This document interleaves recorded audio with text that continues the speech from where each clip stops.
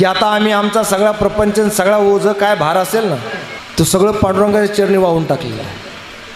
आता 15 दिवस आता काहीच टेन्शन नाही, ज्याला बघायचं तो पाहून घे. ही भगवंताची ताकद आहे महाराज, भगवंताच्या नामस्मरणाची ताकद आहे. वारकरी काय साधा नाही महाराज. आमच्या सारखे हजारो कीर्तनकार एखाद्या वारकऱ्याच्या बरोबरी करू शकणार नाही. का? कारण नित्य नेमाने वारी करत असतो. वारकरी शब्दाचा अर्थ तुम्हाला माहीत करून देतो. वारकरी कुणाला म्हणावं? काळावर सुद्धा वार करण्याची ताकद ज्याच्यामध्ये असते ना त्याला वारकरी म्हटलं जातं.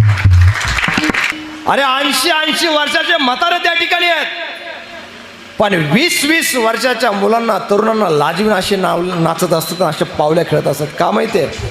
भगवंताला भेटायचं आहे ना. आणि भगवंत सुद्धा त्या ठिकाणी विटेवर उभा आहे, कटेवर हात ठेवून उभा आहे. तो सुद्धा आपल्या भक्तांची आतुरतेने वाट पाहतोय.